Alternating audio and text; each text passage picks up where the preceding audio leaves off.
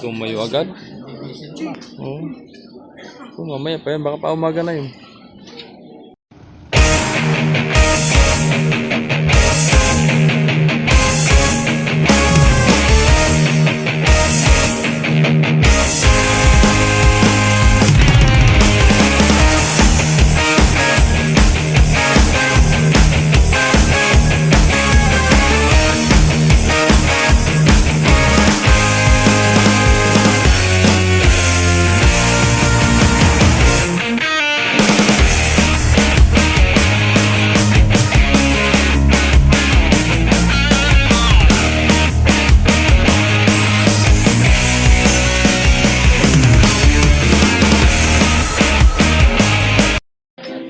Guys, sa isang magandang gabi mga kamamay, no? So ito na nga po ating na aktuhan dito sa pisto na ito.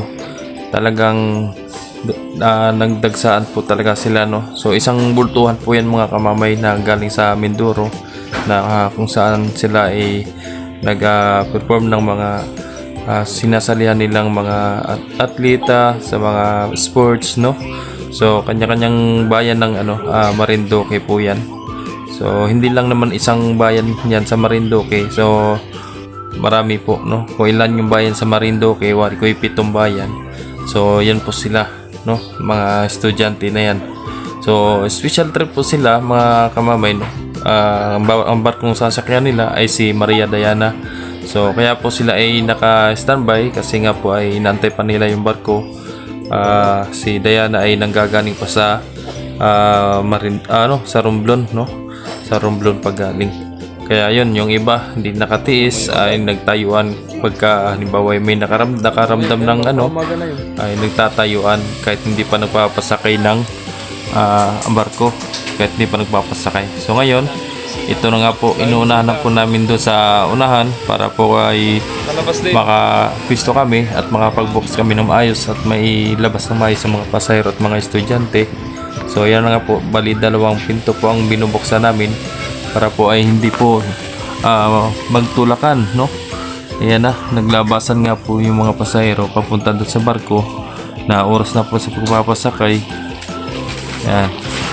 So mag-iingat lang po kayo palagi mga idol. Isang magandang umaga po sa atin mga kamamay. So ngayon lang po tayo nakapag-intro at sobrang dami nga po ng estudyante. Mga galing po sa Mindoro wari ko ito. Mga atleta ng Marinduque. Buong Marinduque po yan mga kamamay. Kaya puno po yung ating 3 terminal, no? So kung napapansin nyo kanina ay hindi pa nagpapasakay ng barko pero mga nagtayuan na. Sabi nga namin ay mag-aantay at para makapag-page po. Kumbaga mag-a-announce naman po yan, magbibigay ng hudyat pagka sakaling magpapasakay na. Kaso nga po yung iba sobrang pagod na, ay mga katulog, yung iba ay gustong-gusto nang lumabas, gustong-gusto nang sumakay ng barko. Kasi last ng biyahe kanina ay alas 11, no? So ngayon lang ang kasunod. Anong oras na ngayon? Alas 4. Yun, alas 4 na mga kamamay. Kaya yun, tuntuan na yung iba, nasa loob na ng barko. Ayun. So ayos naman at malaki ang barko. Tama-tama yan. Pari kayo nasa sobrang 1,000 yan na pasahero, mga estudyante. Si Maria Diana po ang Marinduque. Tama po sa'yo. Mindoro galing. Mga atleta, oh. Kasali sa mga palaro.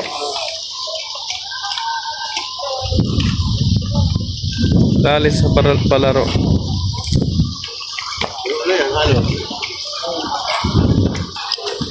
Sobrang 1,000 yan. Dami. Meron pa, oh.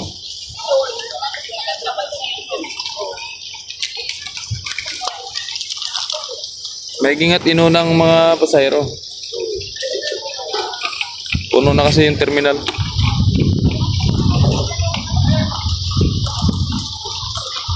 Ang dami yan.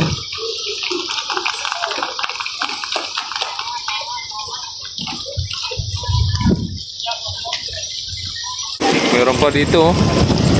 Naglalabasan pa.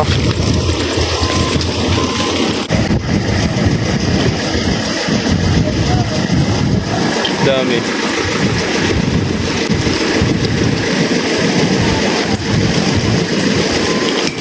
Yun. Bagsak na. Dami pa.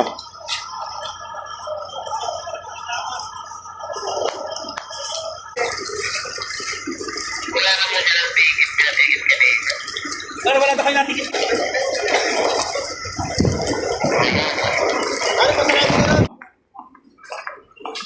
Yun, wala na, natira. Mga estudyante, nakakalabas na lahat. Ayun mo yan, naiwan. May naiwan cellphone? Cellphone, oh. May naiwan cellphone, may naiwan donut, may naiwan ng bag. May bag man naiwan? Ayun nga, sa estudyante nga yan. Sabing huwag iwanan na gamit. Gamit o dala-dalahan, ay huwag nyo sanang iwanan. Alright, so yun, ito na nga po mga kamamay, no? Umaga, nakalista yung si Timotea kanina. So ito naman, si Minya Francia 5. Ang paalis ngayong umaga, alas 7, no? So ongoing pa rin, nagpapasok ng mga sasakyan. Pasahero, nandyan na rin sa loob yung pasahero. Yan. So, info ko lang po sa mga pasahero, ano, kung gusto nyo pong maluwag ang biyahe, so agapan nyo pagbiyahe hanggat wala pang masyadong pasahero, kasi pag nag-volume po talaga ng pasahero ay talaga namang siksikan to the max talaga. Katulad yung kagabi, sa mga estudyante pa lang ay talagang dami na. Ay what's more pa kaya kung ano na, mahal na araw talaga, no? So si 16, andyan pa rin si 16. So waiting lang siya para sa mahal na araw. So yun pong gagamitin sa mahal na araw. Start po siya na magbiyahe, no? So Marinduque, Lucena lang siya. Lucena to Marinduque lang. Ayan. Alright. So lumabas na yung haring araw, oh. Yan, kung napapansin nyo. So sa mga sa arrival naman, so paglabas nyo sa mga sasakyan, gustong sakyan ng bus, ay doon lang po sa tabi ng bagong building, no? Yung dating ano na yon, dating parada ng bus ay hindi na po doon. Pag tuwing season po talaga, doon po talaga sa may malapit sa building, doon po talaga ang ano, sasakyan, no? Doon ang puntahan pag galing sa arrival, galing Romblon, galing Marinduque, Masbate, doon po talaga didiretso yung mga pasahero. Pagsakay ng bus, pagsakay ng tricycle, no? So nandoon na po. Yung dating ano, parada ng bus ay hindi na. Ngayon info ko lang po, hanggang 15 lang po ang pagparada ng park and sale, no? Wala na po tayong park and sale pagdating po ng mahal na araw. Pag 16, mula 16 pala hanggang sa makamahal na araw. So yun, wala na pong park and sale. Cancel po muna ang mga nagpa-park and sale. Kasi gagamitin po yon ng ang area na yon para pag nag-volume yung mga pasahero, doon po ilalagay. Maglalagay po ng tent doon, no? Maglalagay ng tent. Kaya doon po gagamitin para po sa mga pasahero. Pagka nag-volume, pag napuno na yung building, doon po ilalagay mga pasahero. Kamasbate, Romblon. Yan. Alright. May mga nadating pang ano, mga sasakyan. Puno din yung 5 na yan. Oo. May mga motor pa doon, oh.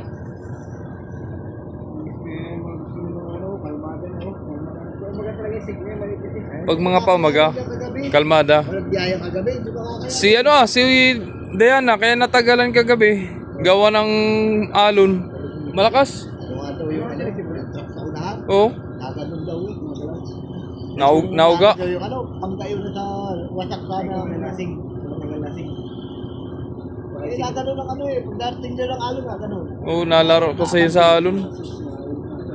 Ay, nagpinuro ang ano. Dito po, ma'am. Ay, nagpinuro ang kapitan. Ito po, yung 5. Ayun. Kaya hindi kami nakalang. Sabi ko, Tarso, wala ka daw ng ano, parang daw mga paayon. Kaya daw, Yung ano, nahulog parang... daw siya eh. Nahulog. Anong ilaw ba patay mo dun?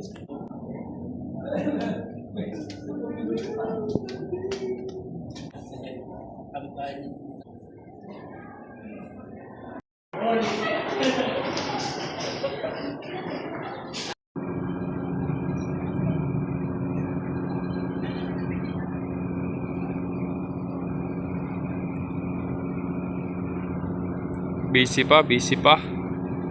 Ay, papasok yung mga motor. Ang daming mga motor, oh. So, maagap mga nagbiyahe yung mga motor ngayon. Mga riders. Para hindi na masikip masyado pagka dating ng season. Yan. Pasok ka na, pasokan. Ayan, oh.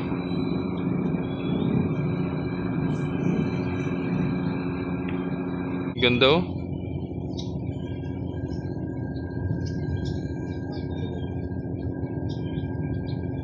Takbo ng araw.